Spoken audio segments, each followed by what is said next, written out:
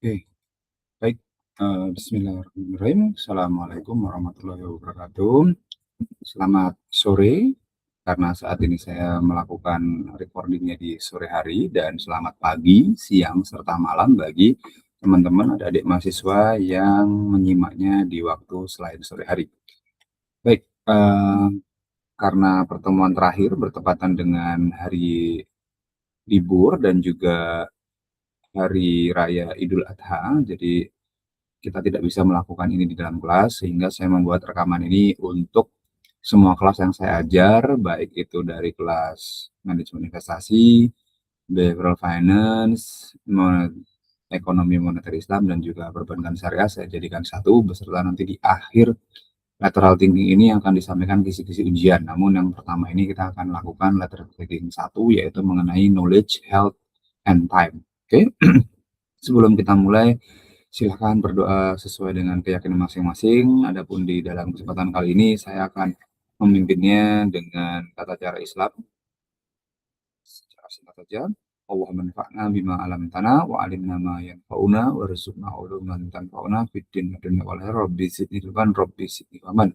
Rabbana Rabbi shrah li sadri wa yassir li amri wahlul 'uqdatam min lisani yafqahu qawli. Baik, kita langsung saja akan melaksanakan perkuliahan terakhir, yaitu bentuk tanggung jawab saya sebagai pengajar untuk menyampaikan apa yang saya ketahui mengenai berbagai pengetahuan, dan kita akan coba hubungkan dengan berbagai materi-materi yang setelah kita bahas selama satu semester terakhir ya. Oke, yaitu apa? Lateral thinking. Oke, untuk mempermudah dan supaya layarnya besar, saya akan mematikan kamera ya, supaya nanti layar rekamannya ini lebih baik dan besar. Oke, saya rasa sudah. Kita akan lanjutkan lateral thinking, karena di awal saya pernah mengajak kalian apa itu berpikir kritis dan urgensi berpikir kritis di setiap pembelajaran, dan di mata kuliah ini selama proses perjalanannya saya rasa sudah mengintegrasikan bagaimana berpikir kritis dalam pembelajaran ini. Oke, atau kita sebut saja lateral thinking, yaitu di akhir sebagai penutup ya, atau juga kita bisa katakan introspection.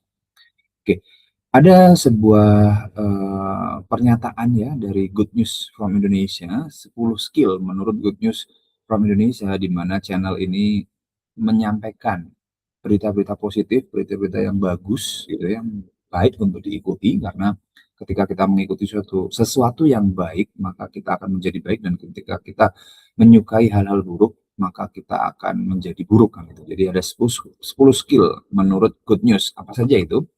Ternyata poin pertama adalah kemampuan berpikir kritis. Oleh karena itu, semakin yakin saya bahwasanya materi yang saya sampaikan ini adalah sesuatu yang perlu dibutuhkan oleh adik-adik ya. Jadi spesial untuk pertemuan terakhir ini kita akan coba membahas bagaimana cara berpikir kritis. Saya akan memberikan beberapa contoh, dan ini tidak satu-satunya yang benar. Jika memang ada yang lain, selayaknya adik-adik belajar juga dari para pakar yang lain ya. Tidak, saya bukan pakar, saya hanya pengajar saja. Jadi silahkan nanti mempelajarinya dari berbagai sumber.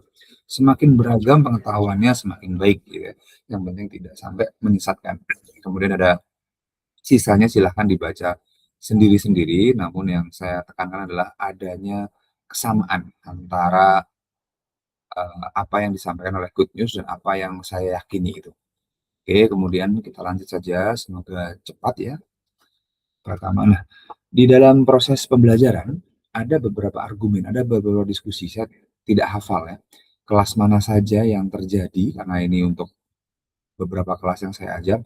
Ada beberapa kelas itu yang hidup diskusinya, ada yang pendiam gitu. Tapi tujuan dari diskusi di kelas itu sesungguhnya bukan untuk siapa yang menang, tetapi tujuan dari berargumentasi, berdiskusi adalah proses berpikir. Itu menurut Joseph Joubert.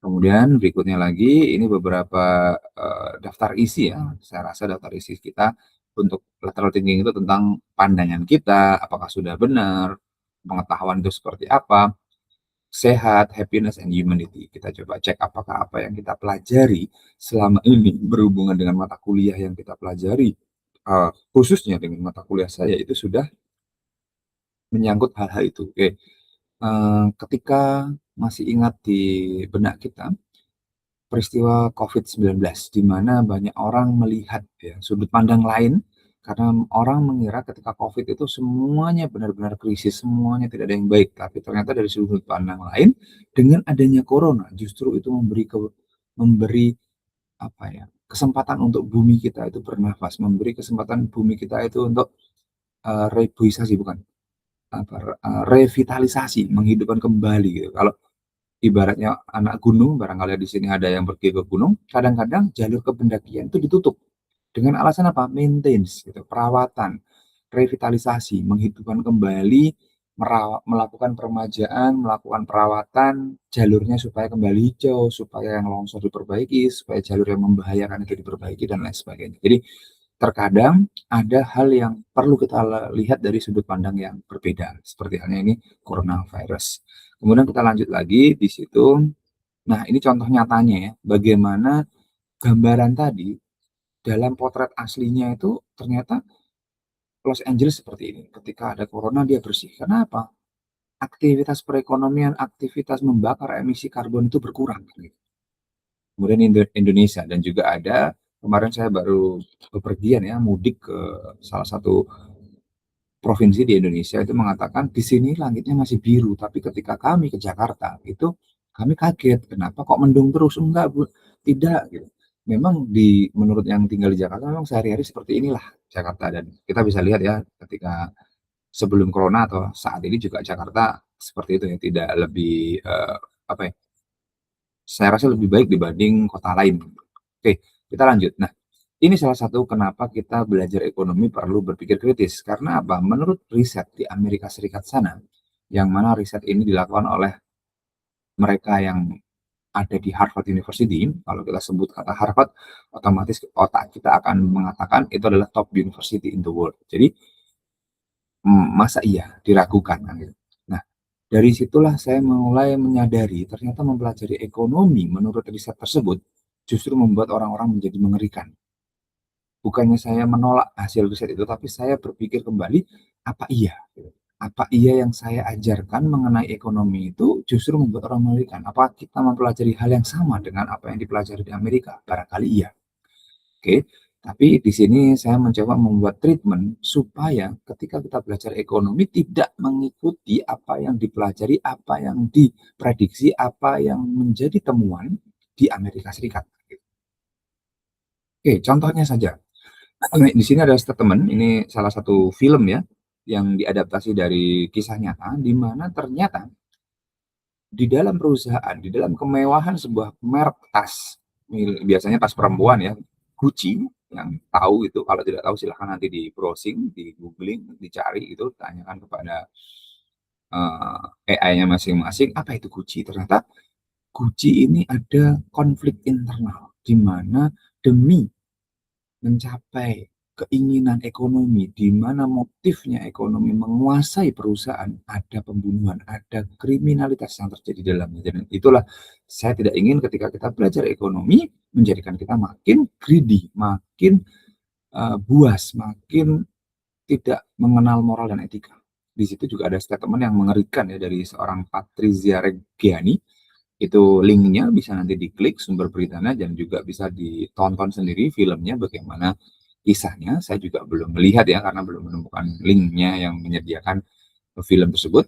Di situ statementnya kan mengerikan. Lebih baik menangis di dalam mobil Rolls Royce ketimbang bahagia naik sepeda. Ini kan seakan-akan membuat manusia akan lebih apa ya, mengejar dunia, lebih fokus pada kemewahan dan di sini jika diikuti oleh manusia, manusia kebanyakan maka akan membahayakan.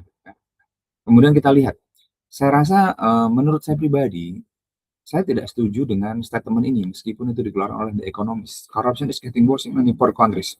Saya percaya setiap daerah di dunia ini memiliki sumber daya alam dan tidak ada manusia yang akan berpindah ke satu tempat atau berpindah kalau kita melihat dari sejarah peradaban manusia. Di sana kita tahu nomaden. Nomaden itu berpindah-pindah mendekati tempat di mana sumber daya alam itu kaya. Gitu.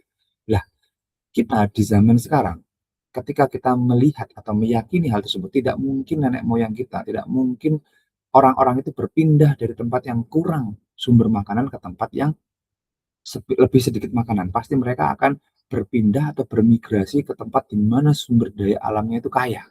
Sehingga saya bisa katakan, karena korupsilah sumber daya alam di wilayah tersebut menjadi berkurang. Karena korupsilah sumber daya alam yang harusnya bisa menyejahterakan menjadi tidak menyejahterakan. Tapi di gambar ini seakan-akan dipelintir, korupsi makin